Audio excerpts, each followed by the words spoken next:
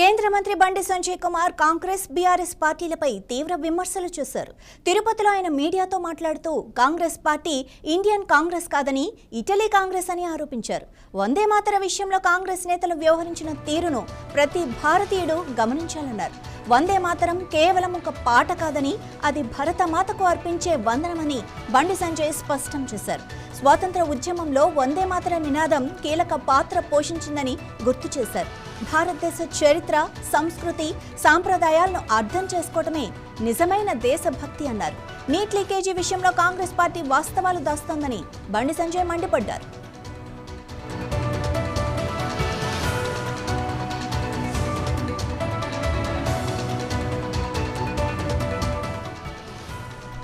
రాష్ట్రంలో అధికార కాంగ్రెస్ పార్టీకి విపక్ష బీఆర్ఎస్ కు మధ్య లోపాయికారి ఒప్పందం ఉందని బండి సంజయ్ ఆరోపించారు. బీఆర్ఎస్ తో బీజేపీ ఎప్పుడూ కలిసి పోటీ చేయలేదని, అధికారాన్ని పంచుకోలేదని స్పష్టం చేశారు. కాంగ్రెస్ ప్రభుత్వం బీఆర్ఎస్ పై గతంలో చేసిన drugs, phone tapping, formula car race, విద్యుత్ కొనుగోలు, కాళేశ్వరం తదితర ఆరోపణలపై ఇప్పుడు చర్యలు ఎందుకు తీసుకోవటం లేదని ప్రశ్నించారు. కాంగ్రెస్ ప్రభుత్వం ఇచ్చిన 6 గ్యారెంటీల అమలుపై ప్రజలు ప్రశ్నించే పరిస్థితి కూడా లేదన్నారు. కాంగ్రెస్ బీఆర్ఎస్లపై ప్రజల్లో తీవ్ర వ్యతిరేకత పెరుగుతోందని బండి సంజయ్ పేర్కొన్నారు. తెలంగాణలో డబుల్ ఇంజిన్ ప్రభుత్వం రావాల్సిన అవసరం ఉందన్నారు.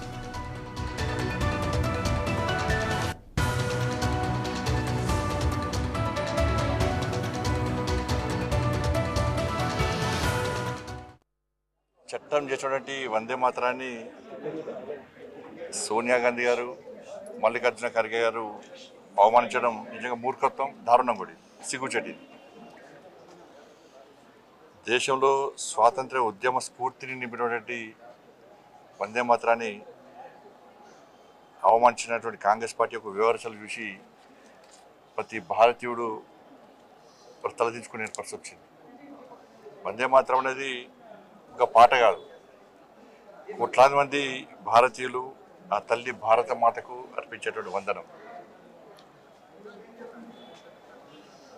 స్వాతంత్ర్య ఉద్యమ సమయంలో త్రివర్ణ పతాకాన్ని చేతిలో పట్టుకొని వందే మాతరం అంటూ ఉద్యమం చేసినటువంటి ఆ చరిత్రను కాంగ్రెస్ పార్టీ తెలుసుకోవాలి, సోనియా గాంధీ గారు తెలుసుకోవాలి.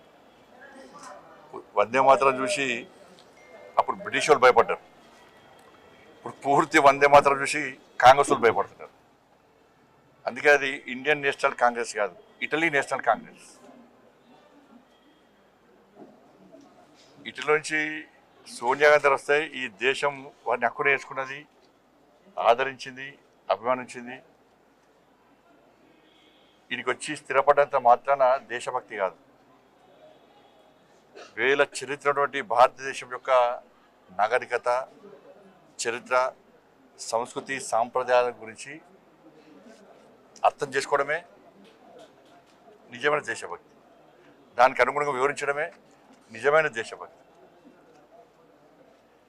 మేము చట్టాలను గౌరవిస్తాం, రాజ్యాంగాన్ని చేతిలో పట్టుకొని తిరగడం ముఖ్యం కాదు. ఒక పార్లమెంటు చేసిన చట్టాన్ని ధిక్కరించి నిస్సిగ్గుగా వివరించడం అంటే ఇది ఇంతకంటే దారుణం ఇంకోటి కాదు. ఈ దేశంలో ఎంఐఎం పార్టీ వందే మాతరాన్ని బహిష్కరించింది, కాంగ్రెస్ పార్టీ వందే మాతరాన్ని అవమానించింది. ఈ రెండు పార్టీ